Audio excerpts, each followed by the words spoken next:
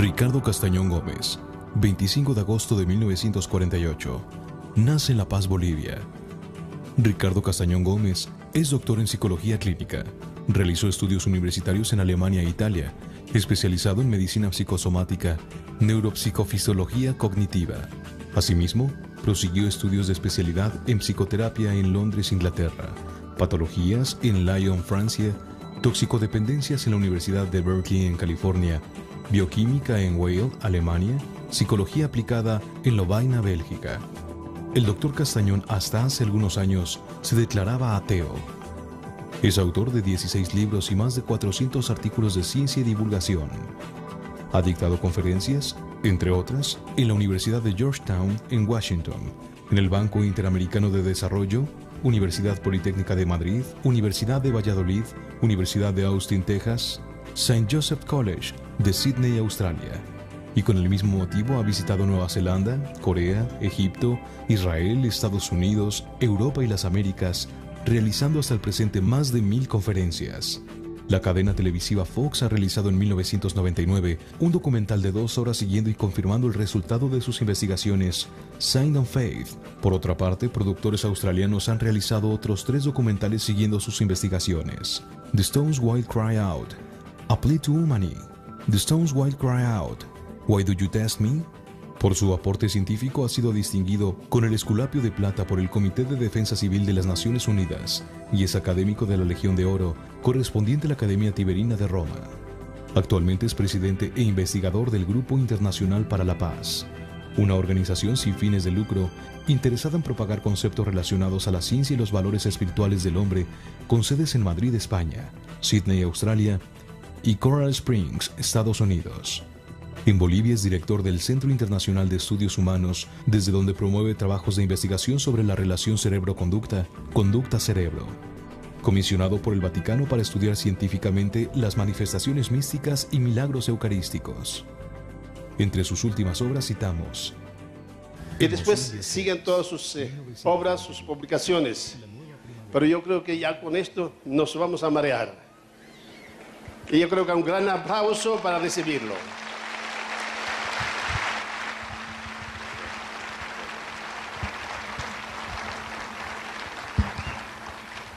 Buenos días o buenas tardes. Estoy muy complacido de estar otra vez en México. Cuando Juan Pablo II vino a su país, dijo que este era el continente de la esperanza. Y seguramente hablaba de todo el continente, pero pensaba fundamentalmente en ustedes, en lo que ustedes los mexicanos son, en lo que saben hacer. Y también él pensaba seguramente en hombres como el padre Luis Butera, que son capaces de reunir a tantas personas que quieren hablar de Dios. Agradezco mucho.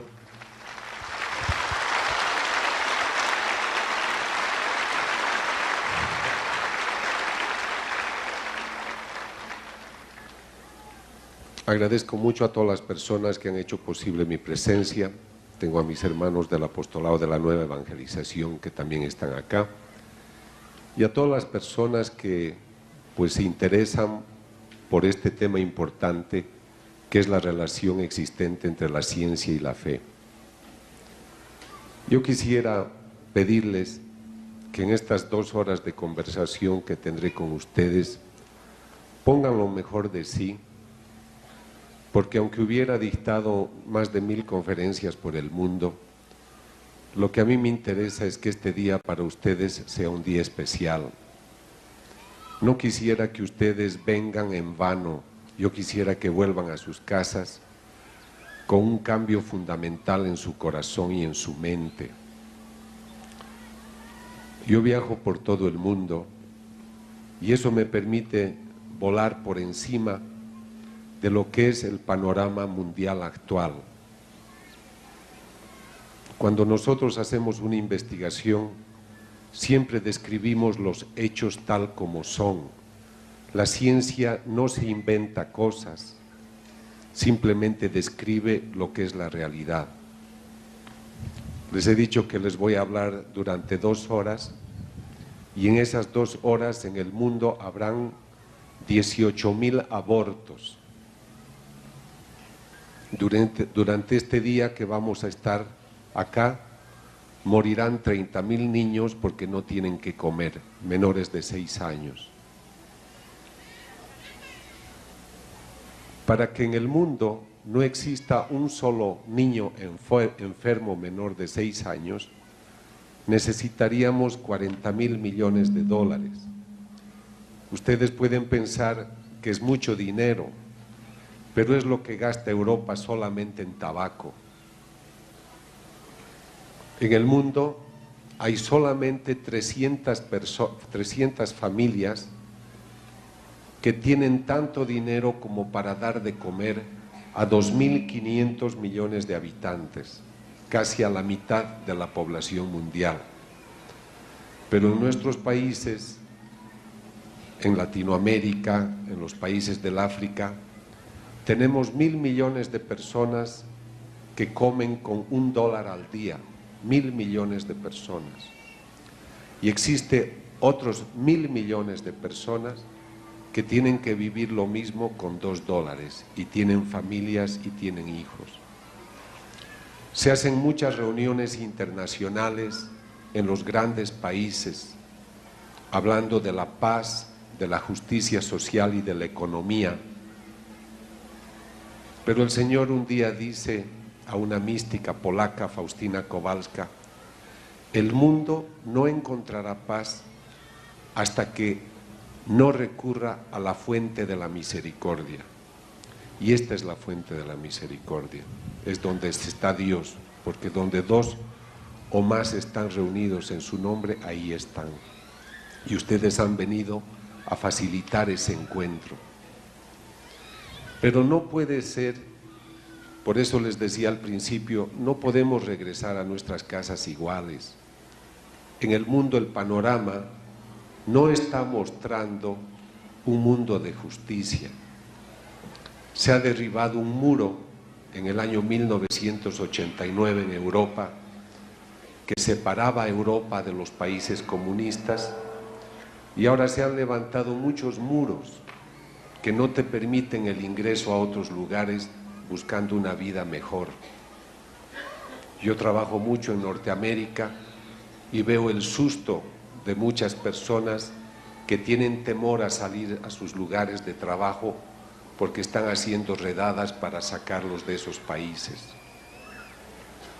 Nosotros hablamos de que somos hermanos, pero no nos tratamos como hermanos. Se hacen grandes reuniones para hablar por la paz y se declara la guerra. En el siglo XX, en las 2 guerras mundiales que han habido, han muerto más de 100 millones de personas. Y desde el año 1992, 2 millones de niños han muerto por conflictos bélicos y más de 9 millones han sido heridos en guerras. Y esos niños solo vivían en sus casas y no estaban peleando con nadie. En el año 1945 terminó la Segunda Guerra Mundial y empezó lo que se llama un período de paz en el mundo. Desde el año 1945 hasta el presente, en el mundo solamente han habido 6 días de paz, porque después siempre en algún lugar ha habido alguna guerra o algún conflicto bélico. Yo me pregunto, ¿a dónde estamos yendo si nosotros no vamos a saber tener una buena relación comunitaria entre nosotros?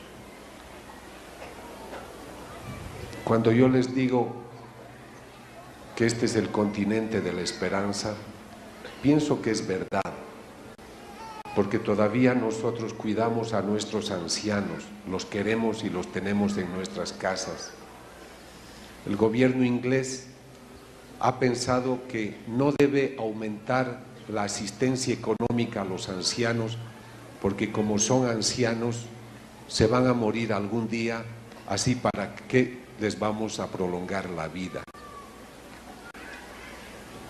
En España encontraron un asilo de ancianos donde 30 ancianos eran maltratados por sus cuidadores. Entonces el gobierno dijo, los vamos a llevar a otra residencia, pero mientras tanto que vuelvan a sus casas. De los 30 ancianos, 6 familias, sus hijos, no querían recogerlos a sus ancianos porque eran una molestia para ellos. Y en Europa se ha hecho una encuesta para preguntarles a los jóvenes cuántos estarían dispuestos a trabajar gratuitamente de manera voluntaria por la gente para resolver sus problemas, y se anotaron solamente 13%. Entonces, en una sociedad en la cual vemos que la riqueza no se administra bien, que la comunión entre los pueblos no suscita confianza sino desconfianza, ahora viajar es más difícil, visitar Europa, entrar a Norteamérica, con el tema de los visados es cada vez más difícil, y no estamos viendo de que conquistemos el mundo para compartirlo, sino que algunos conquistan el mundo para tenerlo para sí mismos. En un panorama de malestar social, es el mejor momento para ser cristiano. Yo he visto con mucho entusiasmo a los jóvenes voluntarios que trabajan en esta obra de servidores de la palabra. He visto, más fuerte, háganme una señal si no me escuchan por si acaso. He visto con mucho entusiasmo gente que, joven, se siente motivada para llevar la palabra por muchos lugares, y ustedes son parte de ese proyecto. Quiero decirles que no están equivocados ustedes al querer dar una respuesta personal. Hay un pensador inglés que se llama Chesterton, y un día él estaba muy angustiado por los problemas del mundo. Es un pensador inglés católico, y dice: yo no puedo resolver los problemas del mundo, pero donde yo esté, ahí sí puedo hacer bien todas las cosas. Tú eres padre de familia, eres universitario, eres esposa.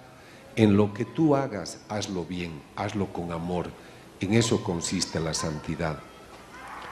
Muchas personas nos dicen: yo no voy a ser famoso, tú no vas a ser famoso. Ustedes, especialmente los jóvenes, no es que tienen que pensar en ser famosos. Todos los jóvenes tienen que ser grandes, porque grande es aquel hombre que le da sentido a la vida y trabaja y vive para la gloria de Dios y para bien de los hombres. Todos estamos llamados a esa grandeza. La sociedad nos va haciendo una serie de propuestas sobre normas de comportamiento, nos transmiten valores, pero no siempre esos valores son aquellos que nosotros compartimos. Les voy a mostrar en esta primera parte de mi conferencia cómo funciona el cerebro, porque necesito que ustedes apliquen estas fórmulas a su vida diaria. Estoy seguro que mucho de lo que les voy a decir les va a servir para asimilar valores muy profundos, para vivirlos seriamente, para aplicarlos en su vida personal y en su relación con las personas y sobre todo en su hogar. Yo trabajo en un campo de la ciencia que se llama la neuropsicofisiología cognitiva. Estudio la relación entre el cerebro y la conducta. Para nosotros, la información se sostiene, es asimilada fundamentalmente por el cerebro. Para nosotros es muy importante cómo funciona este cerebro, y hoy la tecnología moderna nos permite estudiar un cerebro en vivo, por lo cual todo lo que yo les voy a decir no es fruto de una especulación teórica, sino fruto de resultados técnicos y científicos. Los resultados que les voy a presentar están basados en aquello que encontramos al estudiar el cerebro en estos equipos de tomografía a positrón funcional, que me permite introducir una glucosa radioactiva en la circulación sanguínea, y cuando yo quiera estudiar algunas zonas del cerebro, gracias a ese contraste que se introduce en el cerebro, en rojo voy a ver en la pantalla aquellas partes del cerebro que están siendo activadas debido a un metabolismo especial. Cuando yo exijo una conducta durante un estudio de investigación, estimulo una sobreactividad de la corriente sanguínea, como ustedes pueden ver en la imagen, y esa sobreactividad lo que va a hacer es mostrarme qué zona del cerebro está trabajando. En esta imagen pueden ver la zona frontal se ha puesto en rojo porque esta persona está pensando. Eso quiere decir que ese centro prefrontal es muy importante para todos los procesos de inteligencia. Quisiera presentarles la unidad celular por excelencia del cerebro que se llama neurona.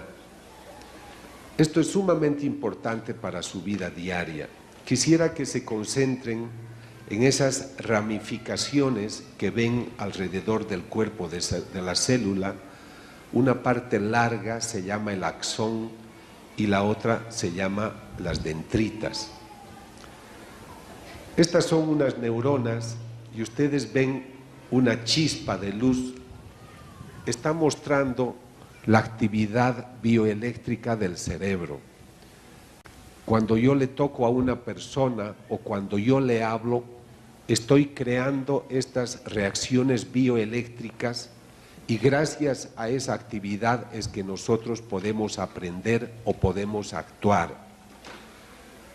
En las terminales nerviosas que ustedes acaban de ver, van a encontrar cuando dos células se van a juntar un espacio como el que ven en este momento que se llama espacio sináptico, y esos puntitos que acaban de ver son unas moléculas que se llaman neurotransmisores. Pongan atención a esto porque no han visto antes seguramente estas imágenes y va a ser muy importante para lo que les voy a decir. En esas terminales hay unas bolsitas que se llaman vesículas y vean que esas vesículas se han abierto y están disparando en la parte inferior unas sustancias que son los neurotransmisores que están pasando a la terminal de la otra neurona. ¿Por qué les he pedido que estén atentos? Por lo siguiente: cuando una mamá lo toma a su hijo y lo abraza al recién nacido, el niño se siente muy bien, porque en ese momento los disparos químicos incrementan la producción de una sustancia que se llama dopamina y otra se llama serotonina. Si a tu hijo tú lo acaricias y le das un beso, le estás creando una gratificación química sumamente importante. Pero si tú eres un papá muy frío, muy distante, que nunca le da un beso a su hijo, por más que le des el alimento que le des, su constitución física es más débil que de otras personas. Quisiera que sepan que la relación humana condiciona la categoría biológica de nuestro organismo.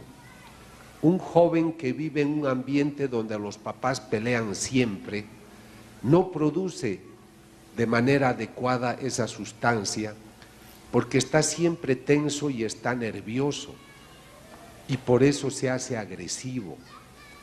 Y cuando tienes un hijo que duerme y moja la cama en la noche, es porque él está asustado, porque tiene temores, ha visto pelear a los papás. Cuando tú a tu esposa le das la mano y le dices: mujer, gracias por estar a mi lado tantos años, y tú haces lo mismo con el esposo, creas una revolución neuroquímica que te hace sentir bien. Pero si tú estás con tu esposa y le dices, hola mi amor, ¿cómo estás? Y ella te dice, ¿a ti qué te importa? Entonces en ese momento ella no produce la sustancia química que puede gratificar esa relación. Porque es importante que los religiosos tengan esa capacidad de amar, porque el Señor nos dice, les dejo un mandamiento, y es que se amen los unos a los otros, porque una relación amorosa crea una experiencia importante de acogida, de acercamiento. A mí me han recogido ayer unos jóvenes para venir acá, y desde que me he subido al auto, tú sientes la acogida de las personas. Llegas a esta casa y te das cuenta que Dios vive en esta casa y que está en las personas que trabajan por esta causa. Cuando tú encuentras un ambiente gratificante, tu neuroquímica cambia. Por eso, queridos papás, escúchenme bien, tú no puedes tener un hijo sacerdote, un hijo santo, un hijo misionero, una hija religiosa si en tu casa impera el conflicto, si es una casa donde se pelea demasiado. Nosotros no somos católicos o cristianos solamente por nombre. Nosotros tenemos que ser un testimonio vivo en nuestras casas de lo que es la fe cristiana. La fe tiene que mostrar que en nuestra familia Dios ha triunfado, por eso es una familia cristiana y es una familia ejemplar. Ustedes son un país especial, y no lo digo por ser un diplomático extranjero educado. La Virgen de Guadalupe decidió aparecerse en este lugar y quedarse con ustedes, porque seguramente cuando Dios creó el mundo pensó en México y pensó en ustedes. Pero ustedes tienen que ser dignos de ese depósito de confianza, tienen que dar frutos. Y no vas a dar los grandes frutos del hombre famoso, tal vez seas famoso, está bien, pero sí puedes dar frutos de cambio, de conversión. Muchos jóvenes me dicen, doctor, yo no creo en la conversión de mis papás porque siguen peleando. Nosotros, por eso les decía, no podemos volver a nuestras casas igual. Ustedes saben que una caricia, una palabra bien dicha, puede modificar la química del organismo de tu propio hijo. Muchos hijos inseguros, muchos hijos que se dedican a la droga, al alcohol, lo han hecho porque han tenido razones de frustración en sus hogares o en el ambiente social. Por eso nosotros debemos nutrirnos de Dios. Si tú te nutres solamente de las noticias del periódico, vas a hablar de noticias. Si tú te ocupas demasiado de la televisión, vas a hablar de novelas. Pero si tú te nutres de Dios, vas a hablar siempre de Dios. Y Dios va a ser parte de tu vida diaria. Está en nuestras manos que podamos formar el cerebro y la conducta de la gente. Quisiera que vean esta imagen donde ese estímulo eléctrico está dando vueltas en una misma circular. ¿Por qué les estoy haciendo ver esto? Porque todo lo que aprendemos crea este movimiento en el cerebro, y ese cerebro forma una huella, forma un programa de conducta. Cuando ustedes le enseñan a su hijo a comportarse bien, cuando lo llevan al colegio para que aprenda matemática, cuando los sacerdotes nos dan un sermón en la misa, están tratando de formar esta huella neural en el cerebro, porque esa huella es la que va a determinar tu conducta. Tú le has enseñado a tu hijo a no mentir, y él siempre dice la verdad, y por lo tanto, él ha hecho una huella neural de no mentir. Pero ha venido doña Filomena a tu casa y le ha dicho, Pepe, está tu mamá, me debe 500 pesos y me tiene que pagar hoy. Mamá, doña Filomena quiere sus 500 pesos, ha venido a cobrarlos. Y la mamá le dice, dile que no estoy. Mamá, pero tú me has enseñado a no mentir, obedece. Señora Filomena, dice mi mamá que no está. Le han enseñado a no mentir, le obligan a mentir y no sabe mentir. Muchas ambivalencias que tenemos en nuestro hogar, en nuestra vida personal, deriva del doble discurso que tenemos. Por eso el Señor dice, yo no quiero a los tibios. El Señor lo que quiere es personas definidas, auténticas. Y el cristiano tiene que ser un ejemplo de autenticidad. Porque eres católico, sé que me estás diciendo la verdad. Ser católico debería ser sinónimo de verdad, de servicio, de caridad, de respeto. Todo lo que ustedes hacen y dicen, y todo lo que la sociedad nos dice, impacta nuestro cerebro. Entonces ustedes tienen que volver a estar atentos para ser críticos con la información que recibimos de afuera, porque también la sociedad te presenta temas que no son convenientes para tu vida. Por eso los papás no pueden pensar que es suficiente la educación que les dan en el colegio. Los papás tienen que volver a intimar con sus hijos, a conocer su mundo interior, interesarse por su vida espiritual, de su relación con Dios. Para eso existen estos movimientos importantes que nos ayudan a educar nuestra fe cristiana. Quisiera que observen en la imagen que cuando nosotros hemos ido transmitiendo información, esas neuronas han formado esa red que ustedes están viendo a la izquierda. Esa red se llama huella o grafo neural. Ahí está el programa de tu conducta. ¿Tú quieres un hijo católico? ¿Quieres un hijo comprometido, serio? Fórmale, dale la información correcta y ayúdale a formar estas huellas correctas. Que noten que las huellas son profundas, las huellas son múltiples. Ahora quisiera que vean esta otra imagen donde van a encontrar que las neuronas han formado una red muy pobre. ¿Por qué se ha formado una red pobre? Porque no hay valores, porque no hay quien eduque y consolide esa información. Estas personas que no tienen las redes profundas pueden cambiar de religión porque les han regalado una bicicleta o unos chocolates. Las personas que no tienen huellas profundas pueden engañar a su mujer fácilmente porque se han olvidado de que el matrimonio es para toda la vida.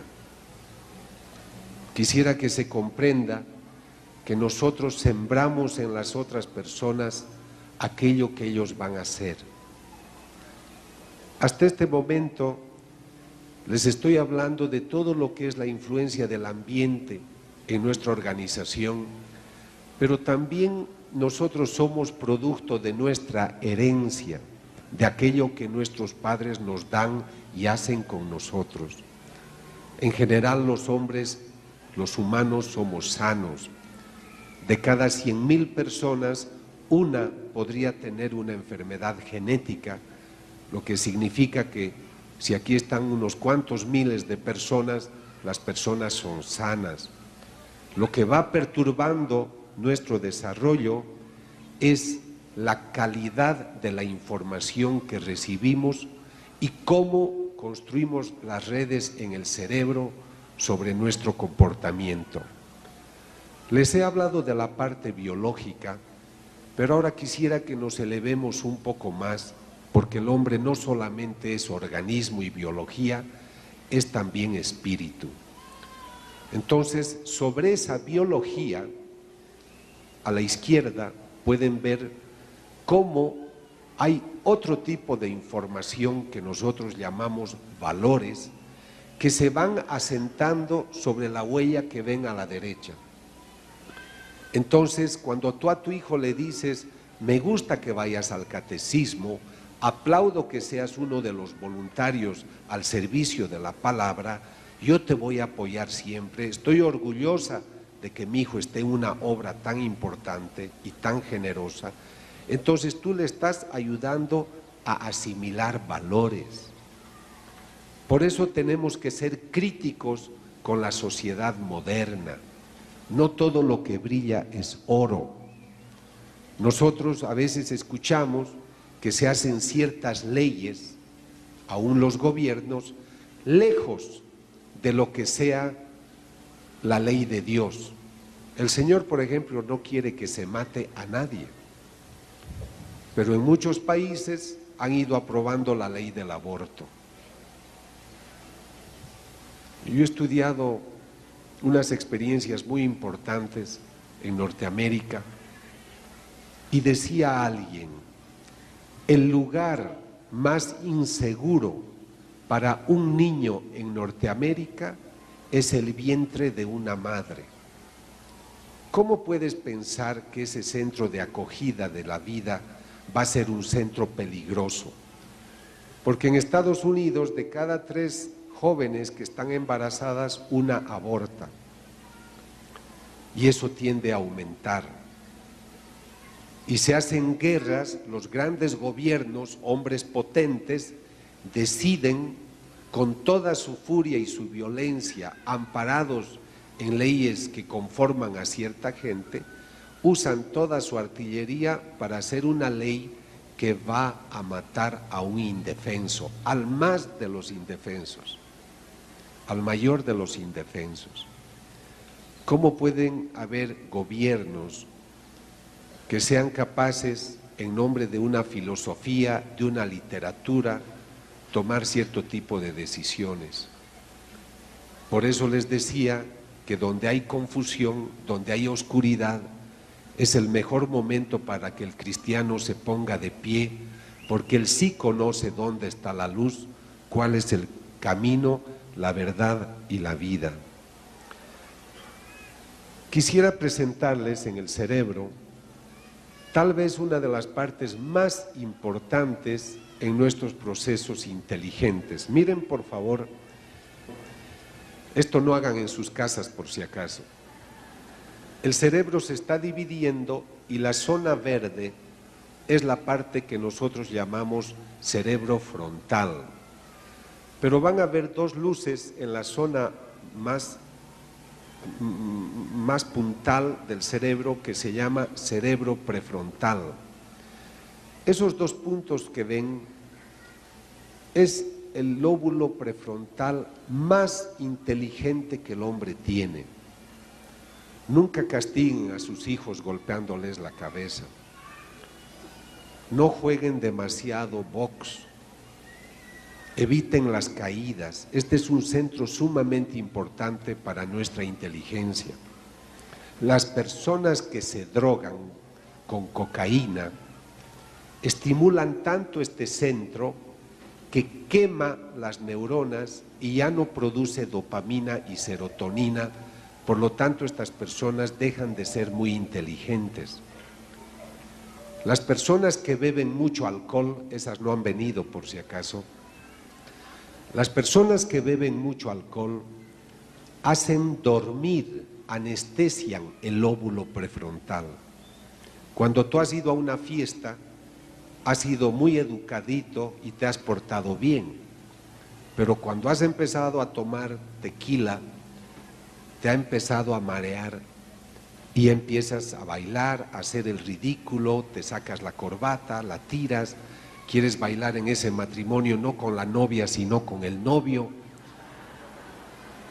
Y es porque el lóbulo prefrontal se ha dormido, se ha deprimido. Entonces no sabemos lo que hacemos. Por eso no pueden conducir un coche bajo el efecto del alcohol.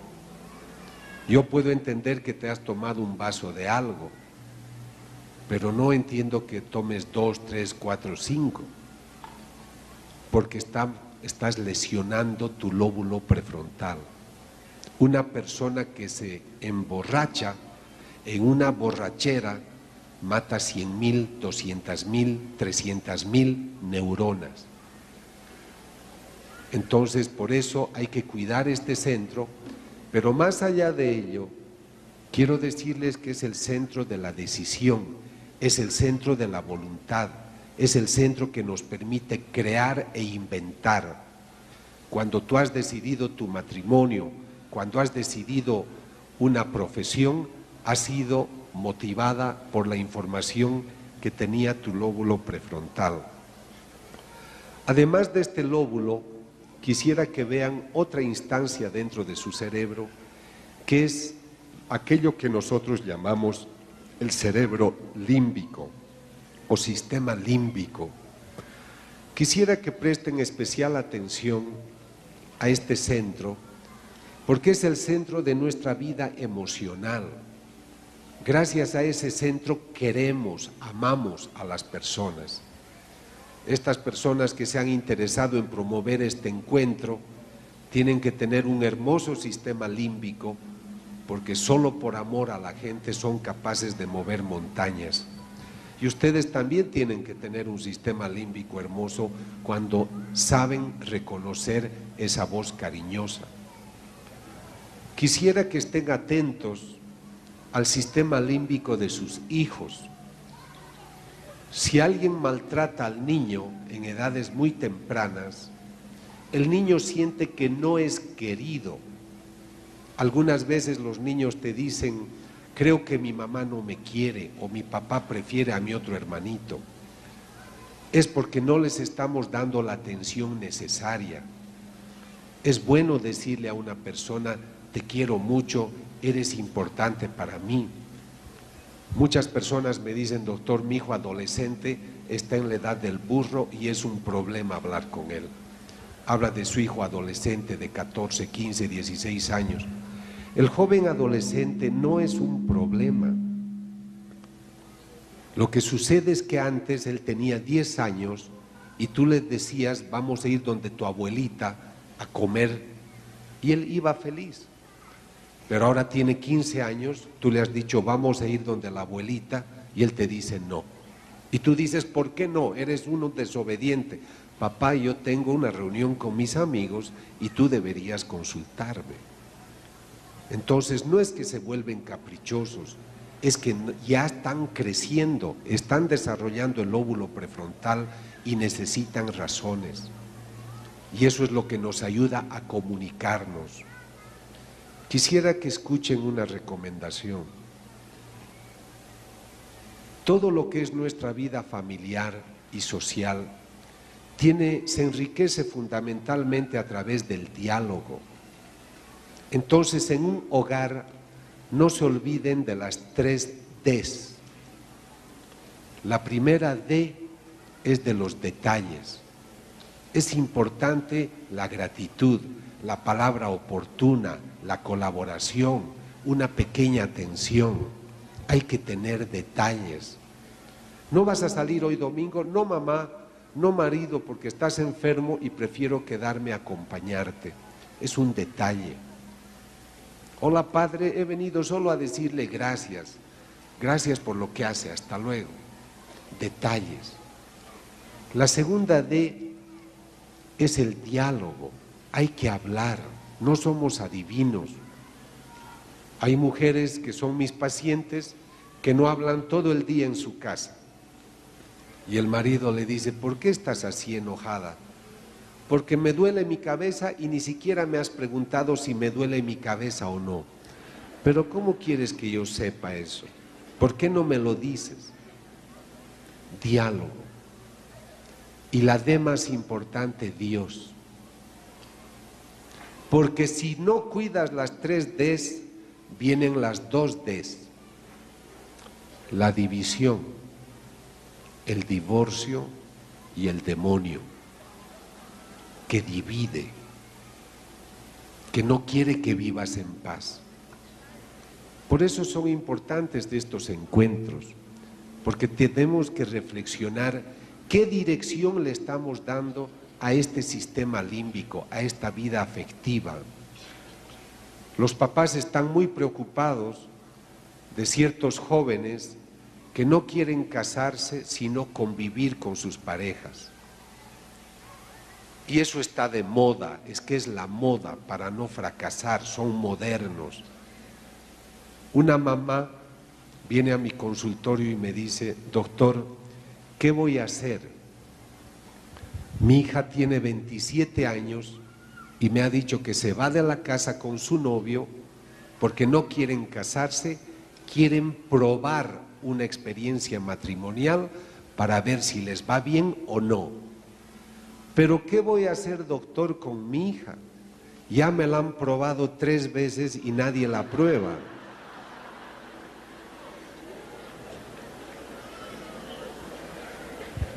Y cuando yo veo a la joven, una joven de 27 años, lastimada, herida, porque ha sido tan utilizada, con 3 ha convivido, pero con otros cuantos también ha tenido otras experiencias. ¿Te das cuenta cuál es el sistema límbico de una persona que se ha sometido a muchas cosas para buscar afecto y no le han dado ese afecto? Cuando el hombre hace leyes lejos de Dios, pierde el camino. Por eso, si no sabes de dónde vienes, vuelve a tu lugar de origen. Y tú eres hijo de Dios, de ahí vienes y ahí vas a regresar. Entonces, la gente más lastimada que yo encuentro en mi vida profesional es gente que ha herido su vida afectiva, y ese es un tesoro. Yo he escrito un libro que se intitula Cuando la palabra hiere, porque durante 17 años he investigado cómo decimos palabras que lastiman. No debería haberme casado contigo. ¿Para qué hemos tenido este hijo? Mira los problemas que nos trae. Tu hermano es mejor que tú. Hay cosas que nunca hay que decir, porque eso crea una red de heridas profundas que después es muy difícil superar. Nosotros tenemos que utilizar la palabra de una manera eufónica, constructiva y positiva, aun cuando tienes que observar una mala conducta. Esta es hora de que tomemos conciencia de lo que la palabra produce. No tenemos que herir. He estado en Honduras dictando conferencias y una mujer llamó por teléfono a una radioemisora donde me estaban entrevistando y me dijo: doctor, hace 30 años que soy viuda, pero no puedo olvidar las palabras que mi marido me decía. Entonces tomo la almohada donde él dormía y la tiro al suelo y la pisoteo. 30 años de viuda y tenía todavía ese rencor. Nosotros somos prefrontales, somos personas inteligentes. Antes de hablar, vamos a pensar. Y esta imagen que van a ver corresponde a la parte más primitiva del cerebro y se llama cerebro reptiliano. El cerebro reptiliano, si pueden enfocar la imagen, por favor. El cerebro reptiliano es la parte más antigua del cerebro. Es un centro primitivo. Quisiera que me pasen la imagen, por favor. El cerebro reptiliano es una parte antigua y se llama reptiliano porque en el hombre ese centro es tan antiguo como el de los otros animales, como el conejo, la víbora, el gato, el ratón.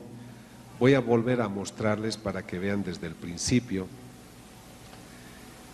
El cerebro reptiliano es sede de nuestros impulsos y de nuestros instintos. Es muy importante porque gracias a este centro nosotros sobrevivimos, luchamos. Si en este momento nos quieren agredir, o nos defendemos o escapamos. Pero es también el centro más primitivo que nosotros tenemos. Y escúchenme bien, cuando eres soberbio, cuando siempre tienes la razón, cuando tú eres autoritario, cuando nunca pides perdón por tus errores, es porque te domina tu cerebro reptiliano. Esos tampoco han venido, por si acaso. Ahora, este cerebro es importante. Gracias a él te puedes reproducir. Si te hace calor, te refrescas. Si tienes frío, te abrigas. Pero cuando tenemos políticos corruptos, profesionales que atienden a un paciente por el dinero y no por amor a la profesión, estamos siendo reptilianos. Es la parte más primitiva, repito. Pero para eso somos sapiens sapiens. Para eso tenemos el lóbulo frontal que debería ayudar a dirigir nuestras emociones y nuestro instinto. Cuando te han invitado a una comida en un gran matrimonio donde hay bebida y comida gratis, la persona va y come y hasta sacia, porque tu cerebro te avisa y te dice: ya has comido bastante, basta. No, pero es gratis, no tengo que pagar, y te aflojas el cinturón para seguir comiendo. Eso significa que nos basamos demasiado en nuestros gustos, en nuestros placeres. En Estados Unidos, de cada 10 niños, 7 están sobrepeso, porque comen y comen, no hacen ejercicio y comen por comer. Todo lo que nosotros hagamos tiene que tener una disposición prefrontal. Ahora, vean esta imagen, por favor, porque es muy novedosa y muy importante. Esos puntos rojos que ustedes están viendo se llaman las amígdalas. Son amígdalas cerebelosas y son sumamente importantes porque nos avisan cuando hay una situación de emergencia. Por ejemplo, vemos que se está por caer el techo, yo lo veo, entonces para evitar que se caiga el techo, mi amígdala me avisa: Ricardo, se está por caer el techo, y yo para evitar salto aquí abajo, porque mi amígdala me ha avisado. Pero la amígdala no es inteligente, es instintiva. Yo he visto que se estaba cayendo el techo, pero se ha quedado a mitad, no se ha caído. Y por miedo yo he saltado y me he roto las piernas. Entonces, las amígdalas nos avisan y nos previenen de situaciones de emergencia, pero nosotros tenemos que razonar antes. ¿Se está por caer, pero me conviene saltar? Creo que no. En muchos momentos las personas te dicen alguna mala palabra. Eres un tonto, eres un necio. Y tú también, y tu mamá también, y tu papá también, y tu profesor también, y todo tu barrio, y toda la zona. Porque he sido amigdaliano, he sido primitivo en mi respuesta.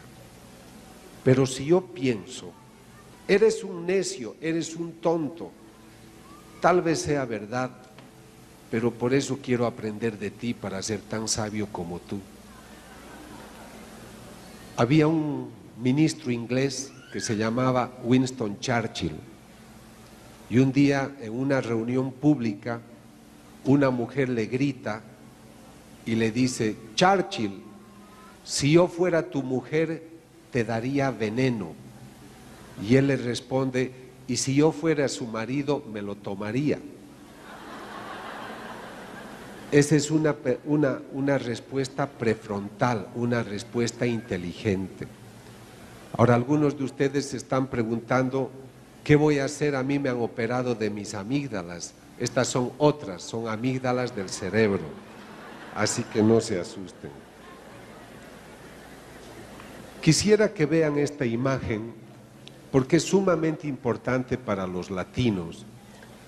Solamente en Latinoamérica yo he escuchado decir: perdono pero no olvido. Y he atendido gente moribunda que ya estaban por morir Yo les pedía que perdonen a ciertas gentes y no querían perdonar.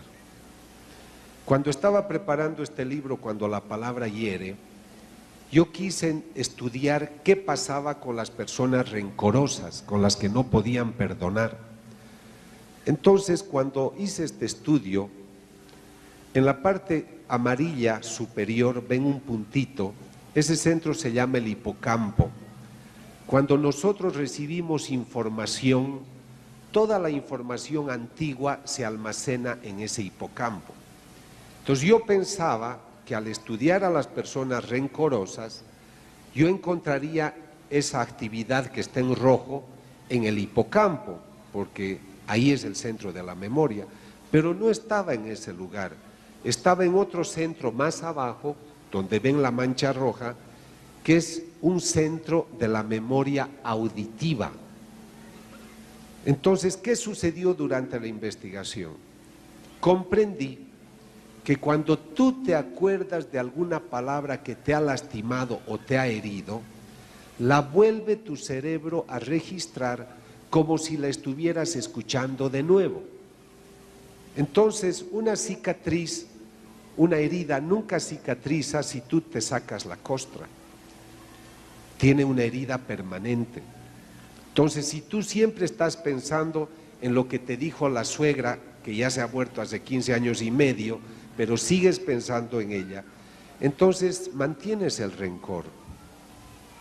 Y les debo decir que en Latinoamérica he encontrado mucho de esto, de mucho rencor. Y me sorprende, yo vengo del ateísmo, yo hasta el año 92 era ateo, así que no entraba a las iglesias.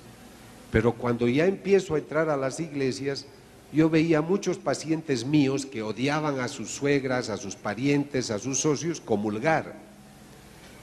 ¿Y acaso no enseña el Evangelio que si tienes algo con tu hermano, dejes la ofrenda, te reconcilies, etcétera? Por eso, amigos, tenemos que tomar conciencia. Yo les estoy mostrando estos datos porque son importantes para nuestra vida espiritual. Si tú en este momento decides perdonar y dices, yo quiero irme con algo, quiero que este encuentro con todo este equipo me renueve interiormente. Si tú de corazón, vamos a tener una misa hermosa esta tarde, si tú en la misa le dices, Señor, deposito en lo profundo de la llaga de tu corazón ese rencor, ayúdame a perdonar y olvidar, ¿sabes qué pasa en tu cerebro? Formas nuevas huellas de perdón y puedes cambiar. Doctor, ¿es posible que hoy yo pueda cambiar? Sí. Yo enseñaba en una universidad y era muy joven, tenía 23 años, o sea, hace 2 años. No sé por qué se ríen. Entonces, en esa universidad conocí un profesor que era muy importante, él tenía 58 años. Y como él escribía libros, escribía en la prensa, y yo también, nos hicimos muy amigos. Yo lo admiraba mucho. Y un día vienen sus hijas, 3 hijas, y me dicen, sabemos que usted es muy amigo de nuestro padre, pero nuestro padre, eran hijas de 18, 20, 25 años, 22 años, no es aquel que usted conoce. Nuestro padre no es aquel hombre que escribe lo que usted lee. Nuestro padre es una mala persona. ¿Y por qué dicen eso? Golpea a mi madre, la castiga. Nosotras somos jóvenes universitarias y él nos cierra en el sótano los domingos para que no salgamos. Pone pan sobre la mesa y lo corta a la mitad. Él puede comer un pan entero, nosotras no. Nuestro padre es una mala persona, pero escribe cosas bonitas. Pero a usted le admira mucho. Si usted le habla, él va a cambiar. Amigas, le digo, yo soy un joven de 23 años, o sea, hace 4 años, perdón. Entonces, ¿cómo le voy a hablar a tu papá? Él nunca me ha hablado de sus problemas familiares y él va a pensar que soy una persona que no corresponde. Me da pena hablarle. Pero cuando ellas se fueron, yo tuve un problema de conciencia y decidí hablarle a este señor. Entonces le dije, permíteme, han venido tus 3 hijas a hablarme. ¿Y qué te han dicho, Ricardo? Me han dicho esto, esto, esto y esto. Él se quedó muy pensativo, vuelvo a insistir, tenía 58 años, y me dijo, es verdad todo lo que te han dicho, soy así y peor. En ese momento se levantó y me dio la mano y me dijo, Ricardo, con mi cambio te demostraré el cariño y la admiración que te tengo. Y se retiró. No lo vi durante 3 meses, tampoco fue a la universidad. A los 3 meses vinieron las 3 hijas con la mamá. Ricardo, ahora nuestro padre es ese hombre que escribe. Él ha cambiado desde ese día. ¿Por qué cambió? Porque ese día decidió cambiar. Ustedes no necesitan hacer 1000 terapias ni golpearse el pecho con piedras para decidir perdonar ahora. Si Dios te ha perdonado tantas cosas, ¿por qué no vas a hacer tú lo mismo? Si tú has venido a una escuela de evangelización para crecer y elevarte y mostrar que la fe mueve montañas, ¿por qué no vas a mover las montañas de tus rencores? ¿Por qué en vez de dar la mano para perdonar, la vas a utilizar para tener todavía más piedras que lanzarle a tu amigo? ¿Por qué vas a hacer olas para que él se ahogue en vez de mandarle olas que le hagan refrescarse? El cristiano tiene que ponerse de pie y tiene que dominar las miserias, porque el hombre tiene que ser mejor y tiene que crecer. Y para ir ya terminando esta parte, quisiera mostrarles el cerebro como ustedes lo tienen que tener. Cómo es un cerebro consciente y bien predispuesto. Si en este momento yo traigo uno de esos equipos y hago una tomografía a ustedes y les digo, ¿ustedes aman a Dios? ¿Son cristianos profundos? Entonces su cerebro me mostraría esta imagen, porque estoy seguro de que su cerebro es así. Pero si no es así, el cerebro es este. Cuando tú le preguntas a tu marido, ¿me amas? Y él te dice, dame unos días para pensarlo. Entonces, la sede donde yo puedo estudiar su convicción amorosa es así pobre. Hermanos, por favor, vean claramente esta imagen, porque esta es la imagen del hombre tibio. Este es el hombre sin compromiso, el hombre que solamente se confiesa una vez al año para no irse al infierno. Pero el hombre comprometido, el hombre de pie es este. Esto es lo que necesitamos.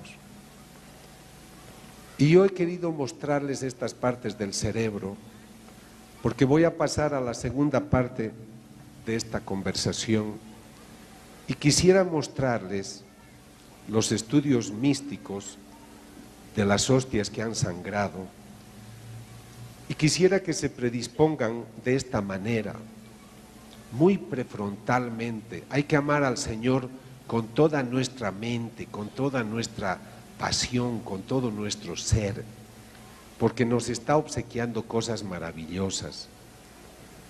Les he querido hablar de la parte biológica del hombre, porque yo tengo la impresión que el hombre moderno se ha olvidado de la parte espiritual. El hombre se ha centrado mucho en su cuerpo, y a ustedes les voy a hacer una pregunta. Acaba de terminar el mes de marzo. Les pregunto, ¿cuánto tiempo y cuánto dinero has empleado para cuidar tu cuerpo en el mes de marzo? Y ahora te pregunto, ¿Cuánto tiempo y cuánto dinero has empleado para cuidar tu espíritu? Porque nosotros no nutrimos a nuestro espíritu, se está asfixiando. Entonces, en este momento, lo que yo quisiera es que se predispongan, porque este hombre biológico no solamente es una neurona, ni solo es aprendizaje, el hombre es una dimensión espiritual. Cuando Dios creó al hombre, lo sopló y le hizo a imagen y semejanza. Lo sopló y le dijo pues que él era su mayor creación. Pero creo que con el tiempo nos hemos ido alejando de Dios.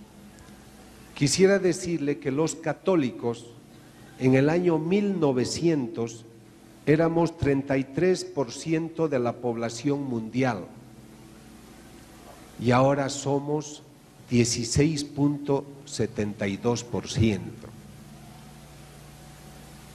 Ahora yo creo que con el trabajo que hacen los servidores de la palabra aumentarán al 40%, pero eso depende de ustedes, del trabajo que ustedes realicen.